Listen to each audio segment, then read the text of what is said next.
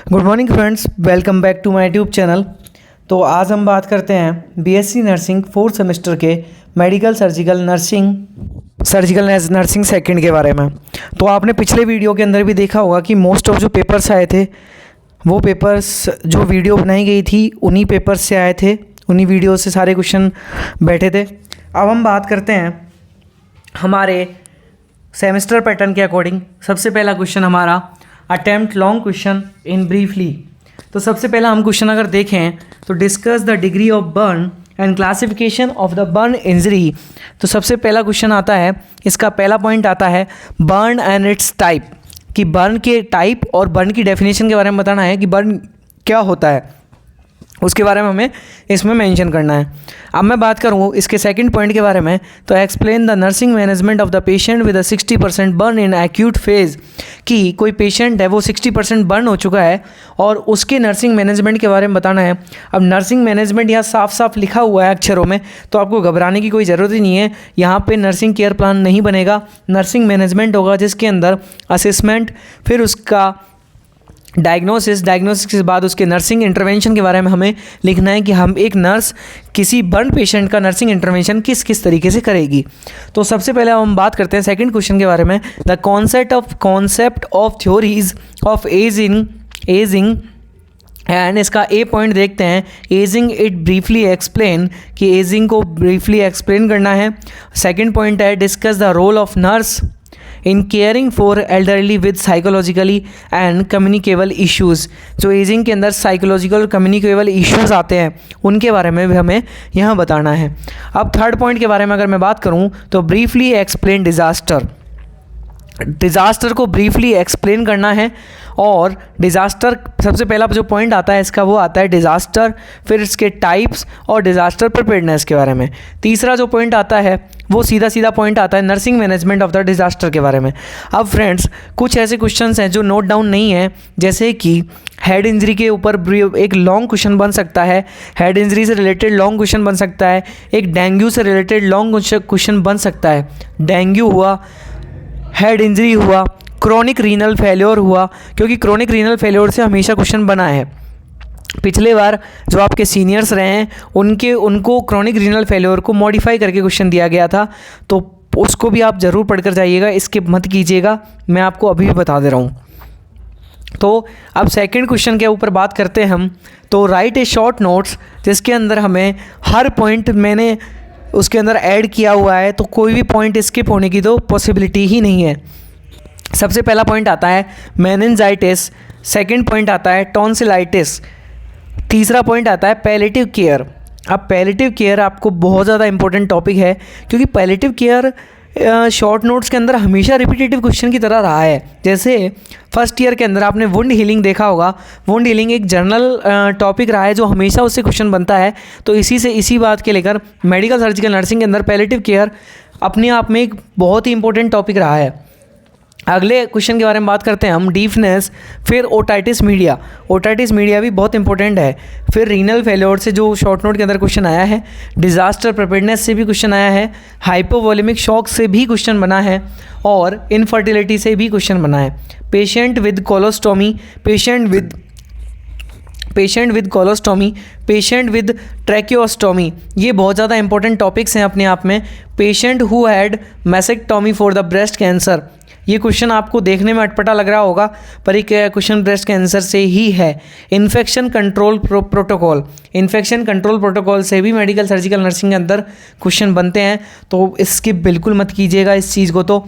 और फ्रेंड्स मैं अभी भी जोर देकर एक ही चीज़ बात बता रहा हूँ, ये क्वेश्चंस गैसियस क्वेश्चन नहीं है, ये question 5 to 6 year question paper से रिपीटेटिव क्वेश्चन पेपर हैं, ताकि एग्जामिनर जो भी देगा वो इसके अंदर इंक्लूडेड क्वेश्चन ऐसे हैं कि आपको अगर आप पढ़कर भी जाओगे ना, तो मैं गारंटी दे रहा हूँ इसमें से क्वेश्चन आएंगे ही आएंगे। आप देख लीजिएगा, इनफर्टिलिटी एक जनरल वे ऑफ टॉपिक है जो हमेशा इससे क्वेश्चन बनता ही बनता है। दूसरा आप रीनल फेल्योर देख लीजिए, ओटाइटिस मीडिया है, मेनिंजाइटिस है, टॉन्सिलाइटिस है, हाइपोवोलेमिक शॉक से क्वेश्चन हमेशा बना है, और स्ट्रोक से भी क्वेश्चन बना है, स्ट्रोक से हमेशा क्वेश्चन बना है। स्ट्रोक से तो बहुत बार, स्ट्रोक से आपको लॉन्ग क्वेश्चन के अंदर देखने को मिल जाएगा क्योंकि स्ट्रोक क्या है, स्ट्रोक के अलग अलग 3 नेम होते हैं, उन तीनों नेम्स के ऊपर क्वेश्चन बन सकता है, इसलिए तीनों नेमों को ज़रूर पढ़कर जाइएगा, ताकि अगर क्वेश्चन मॉडिफाई होकर भी आए तो आपको बिल्कुल भी दिक्कत नहीं हो। क्योंकि मॉडिफाई क्वेश्चन में सभी बच्चों को दिक्कत आती है, क्योंकि वो बच्चे पर्टिकुलर सिंगल नाम पढ़कर चले जाते हैं और उसी क्वेश्चन को अगर मॉडिफाई करके एग्जामिनर देता है तो बच्चों को बहुत ज़्यादा प्रॉब्लम फेस करनी पड़ती है, किसके कि जब वो मॉडिफाई होकर आता है। अब हम बात करते हैं हमारे थर्ड क्वेश्चन के बारे में, right a very short note answer. सबसे पहला हम देखते हैं मेनिंजस डिजीज़। मेनिंजस डिजीज़ बहुत ज़्यादा इंपॉर्टेंट है, रूमेटिक फीवर है, साइनोसाइटिस है, ठीक है, और वार्निंग साइन ऑफ कैंसर है। वार्निंग साइन ऑफ कैंसर से भी क्वेश्चन बना है, हर बार क्वेश्चन बना है वार्निंग साइन ऑफ कैंसर से, तो क्योंकि कैंसर अपने आप में ऑन्कोलॉजी जो MSN सेकंड के अंदर ऑन्कोलॉजी जो यूनिट है, वो ऑन्कोलॉजी यूनिट बहुत ज़्यादा इंपॉर्टेंट है मेडिकल सर्जिकल नर्सिंग के अंदर, क्योंकि मेडिकल सर्जिकल नर्सिंग से हर बार क्वेश्चन आता ही है ऑन्कोलॉजी से। अब हम बात करते हैं प्रिंसिपल ऑफ CCU। CCU का मतलब होता है critical care unit. Critical care unit के प्रिंसिपल्स हमें लिखने हैं कि इसके क्या क्या प्रिंसिपल्स हैं, ये किस प्रिंसिपल के ऊपर बेस रहता है। अगला क्वेश्चन हम देखते हैं तो स्पाइनल बाइफिडा का क्वेश्चन आता है, और अगला क्वेश्चन अगर देखें तो विलियम्स ट्यूमर। विलियम्स ट्यूमर एक इम्पोर्टेंट टॉपिक है, पढ़कर जाइएगा। सर्वाइकल कैंसर से क्वेश्चन, ब्रेस्ट कैंसर से क्वेश्चन बना है, ब्रोंकियल अस्थमा है, विलियम्स ट्यूमर है, फेजेस ऑफ बर्न है। बर्न की फेजेस ज़रूर पढ़कर जाइएगा, और अगर शॉर्ट नोट के अंदर वो फार्मूला ऑफ बर्न भी देता है तो आपको फार्मूला ऑफ बर्न भी पढ़कर जाना है, क्योंकि बर्न से अगर पूरा क्वेश्चन नर्सिंग मैनेजमेंट का बड़ा क्वेश्चन तो आ ही गया बर्न से, पर फार्मूला ऑफ बर्न को वो शॉर्ट नोट्स के अंदर भी दे सकता है, वेरी शॉर्ट नोट के अंदर भी वो फार्मूला ऑफ बर्न का क्वेश्चन दे सकता है। ब्रोंकियल अस्थमा से भी क्वेश्चन आ सकता है, ब्रोंकियल अस्थमा से एक बड़ा क्वेश्चन भी बन सकता है, क्योंकि ब्रोंकियल अस्थमा के अंदर नर्सिंग मैनेजमेंट भी इंक्लूड होता है, तो ब्रोंकियल अस्थमा जो अस्थमेटिक पेशेंट होता है उसका भी नर्सिंग मैनेजमेंट देखने के लिए क्वेश्चन बन सकता है। इसीलिए ये कोई बड़ी बात नहीं है कि इससे क्वेश्चन नहीं बने हैं, ब्रोंकियल अस्थमा से भी बहुत बार लॉन्ग क्वेश्चन आया है। तो प्लीज़ फ्रेंड्स ज़रूर देख कर जाइएगा। ये जो टॉपिक्स मैंने आपको दिए हैं ना शॉर्ट नोट और वेरी शॉर्ट नोट के अंदर, बहुत ज़्यादा इंपॉर्टेंट है एग्ज़ाम के बेसिस पे। अब हम बात करते हैं हमारे PYQ क्वेश्चन के बारे में। सबसे पहला क्वेश्चन, राइटिंग का थोड़ा इशू है, वो प्लीज़ एक बार देख लीजिएगा अपने हिसाब से। What is accepted outcome of the thrombolytic drug therapy. जो थ्रोम्बोलाइटिक ड्रग थेरेपी है उसका एक्सेप्टेड आउटकम क्या होता है? वेजोकॉन्स्ट्रिक्शन, वेजोडाइलेशन, या इंक्रीज वेस्कुलर परमेबिलिटी, या डिजोल्व एम्बोली। इसका आंसर वैसे तो डिजोल्व एम्बोली है। अब मैं सेकंड क्वेश्चन की अगर बात करूं तो सेकंड क्वेश्चन तो आपने 12th क्लास में पढ़ लिया होगा कि functional unit of the kidney, which is the functional unit of the kidney.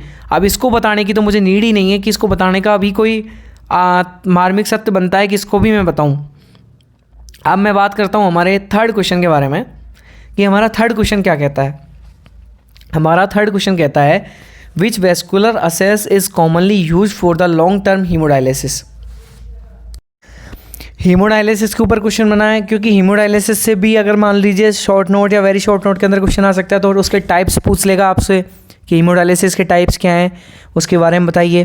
तो इसमें आर्टियोवीनस फिस्टुला है, डायलिसिस शंट है, वीनस कैथेटर है और पेरिटोनियल कैथेटर है। तो इसको आप अपने हिसाब से कीजिएगा। अब मैं बात करता हूँ dengue is caused by Aedes mosquito, Anopheles mosquito, Culex mosquito और टेस्टी फ्लाई। अब डेंगू के ऊपर क्वेश्चन आ सकता है, क्योंकि डेंगू का मेरे को बताना कोई ज़्यादा वो बड़ी बात नहीं है कि डेंगू के बारे में मैं आपको बताऊं।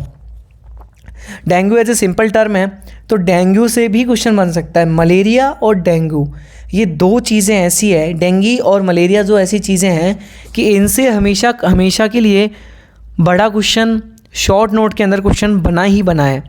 क्योंकि आजकल आप खुद देख पा रहे हो कि जो अडल्ट और बच्चों के अंदर मोस्ट ऑफ डेंगू के शिकार होते जा रहे हैं, तो बच्चों के अंदर और बड़ों के अंदर डेंगी का है, क्योंकि मोस्टली केसेस जो आते हैं वो डेंगी के केसेस आते हैं।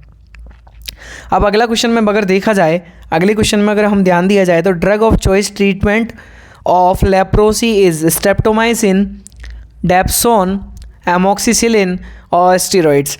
अब अगर आपने लेप्रोसी पढ़ी हो, ट्यूबरक्लोसिस, माइकोबैक्टीरियम ट्यूबरकुलाई, लेप्रोसी का अगर वो कोज फैक्टर देखा है या लेप्रोसी की लाइफ साइकिल पढ़ी हो, लेप्रोसी के बारे में पढ़ा हो, तो आपको इसके बारे में ड्रग ऑफ चॉइस पढ़ा होगा, क्योंकि फार्मा पैथोजेनेटिक के अंदर भी आपको ट्यूबरकुलर जो ड्रग्स होती हैं, माइकोबैक्टीरियम ट्यूबरकुलोसिस, जो लेप्रोसाइटिक जो ड्रग्स होती हैं उनके बारे में आप पढ़ते हो, तो वहाँ भी ड्रग ऑफ चॉइस के बारे में पता है कि इसकी ड्रग ऑफ चॉइस क्या होती है।